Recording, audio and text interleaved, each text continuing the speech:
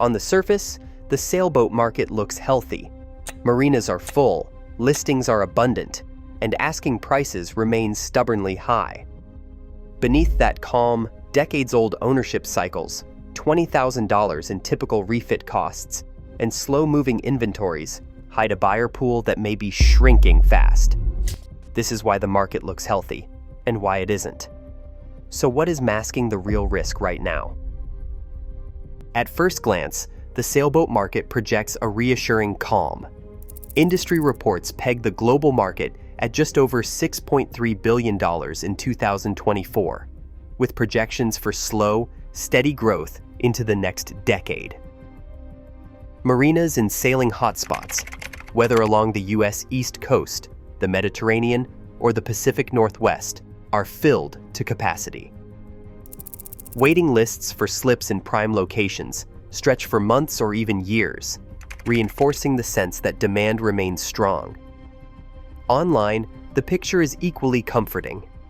Major platforms are flush with listings, especially for 30 to 45-foot cruisers, the backbone of private sailing. Scrolling through page after page of available boats, it is easy to believe that activity is robust and choices are plentiful. Brokers echo this optimism in their outlooks for 2025 and 2026, describing the environment as normalized inventory, predictable pricing, and steady demand. One broker, standing among rows of masts, sums it up. "We are carrying a full slate of listings this season." The language of the trade press leans on stability and resilience, highlighting recreational tourism, technological upgrades, and a lifestyle that continues to attract newcomers. For many, these surface signals suggest a market that is healthy, perhaps even thriving. But the comfort of these visible indicators is only part of the story.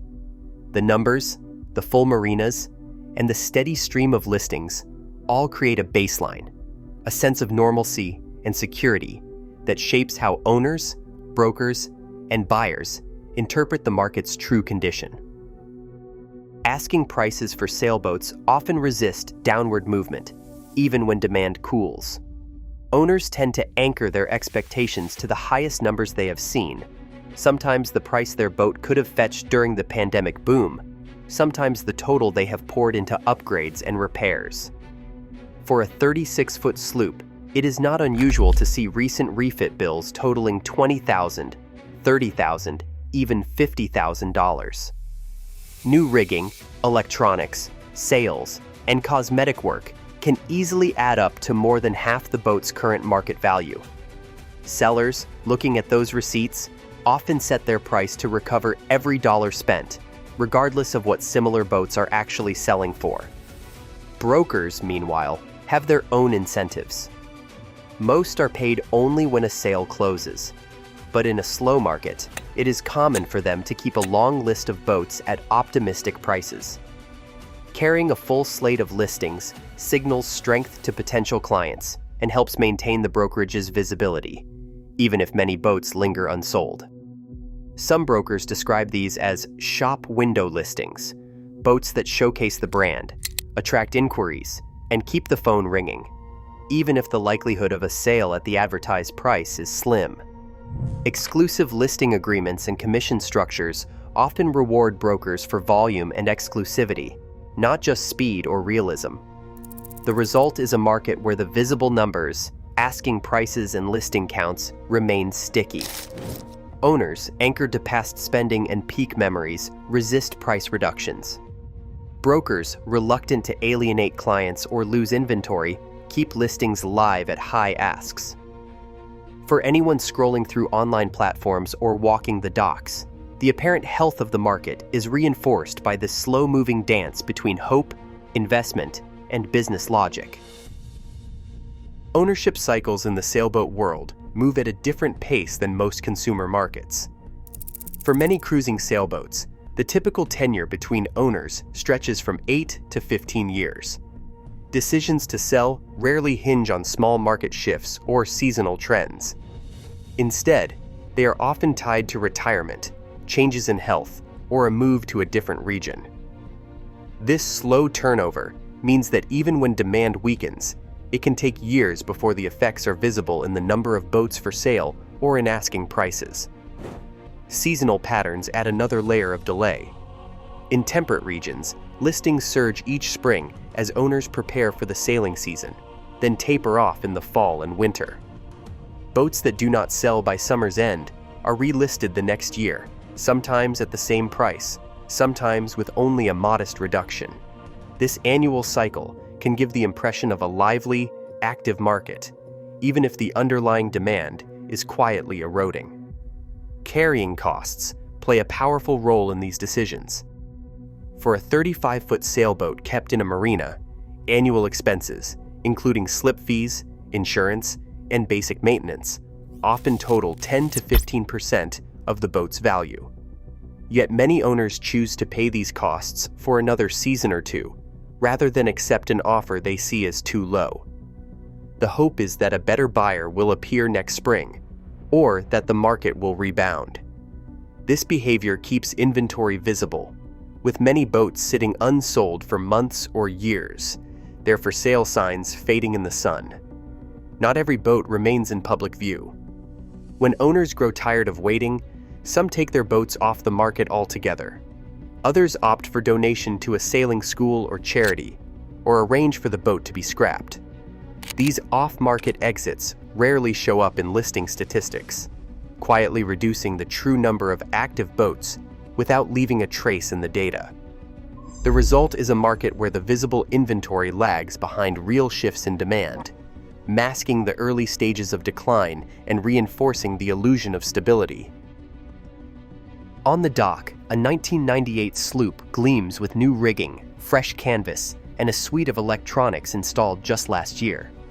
Its owner, after 2 decades of family voyages and careful upgrades, keeps a thick folder of invoices, $40,000 worth of refit work since 2019. When a broker suggests a price reduction, the answer comes quickly. He will not consider a 25% discount. The receipts, the hours spent restoring teak, the memories of offshore passages, these shape what he believes the boat is worth. Behavioral economists call this the sunk cost fallacy. It is the tendency to hold out for a price that covers not just the current market value, but every dollar spent along the way. For many longtime owners, selling at a loss feels like erasing years of effort and identity. The endowment effect, valuing what you own more than what the market offers, reinforces this resistance. One owner puts it simply, "I'd rather pay another season of slip fees than give her away." These emotional anchors keep prices sticky, even as buyers grow scarce and comparable sales drift downward. The result is a market shaped less by supply and demand, and more by memory, pride, and the quiet hope that the right buyer will appear. At yacht clubs along the coast, the average member is now well into their 50s or 60s. Club rosters that once brimmed with younger families now show a shrinking share of members under 40. Even as marinas stay full, the faces on the dock are aging, and the pipeline of new owners is narrowing. National sailing surveys echo this pattern, describing a sport where participation is steady among retirees, but flat or declining among younger adults. Ownership costs. Add another barrier. Annual expenses for a typical 35-foot sailboat, slip fees, insurance, yard work, often reach 10 to 15% of the boat's value. Since 2020, inflation has pushed up yard rates and insurance premiums, especially in regions prone to storms. For many would-be buyers, the math no longer works. The ongoing costs can rival a second mortgage, even before factoring in upgrades or repairs. Financing has grown more restrictive as well. Marine lenders now expect higher down payments and stronger credit scores, with loan-to-value ratios tightened to 80% or 85% for older boats. Some banks refuse to finance hulls over a certain age or require costly surveys and immediate repairs as a condition of approval. Deals that once closed with modest leverage now fall apart when lenders revise terms or pull back after an inspection. All of this quietly filters out younger, less affluent buyers, leaving a smaller, older group able to complete a purchase. The result is a market where visible demand is buoyed by legacy owners, but the pool of new entrants is shrinking, and the hurdles to ownership are higher than they appear. Ledger data from cooperating brokerages tells a story that rarely reaches the glossy pages of listing sites. Over the past 18 months, the median discount from list to closing price on 30 to 45-foot sailboats has widened, with many final sales settling 10 to 20% below the original ask. In the same period, days on market for these boats have stretched well beyond pre-pandemic norms. 6 months is now common, and a growing share linger for a year or more before a deal is struck. An analyst reviewing transaction logs points to a clear pattern. The number of price reductions per listing has climbed, and the share of boats requiring 2 or more cuts before selling has doubled since 2022. Closed sale counts, meanwhile, have drifted lower month by month, even as total listings remain high. A broker describes a typical case: a 2002 cruiser listed at $120,000, reduced twice, and ultimately sold after 11 months for $98,000, just under a 20% discount. These numbers, drawn directly from sales ledgers and MLS exports, confirm what surface statistics obscure. The visible market is buoyed by sticky asks and patient sellers, but the real clearing level is quietly slipping away from view. Today's sailboat market still posts high prices, but the real test is who is actually buying. As aging demographics and tighter lending quietly shrink demand, surface signals grow less reliable. The next wave won't be obvious. It will be invisible. Sometimes the calmest waters hide the strongest currents. Share your thoughts below.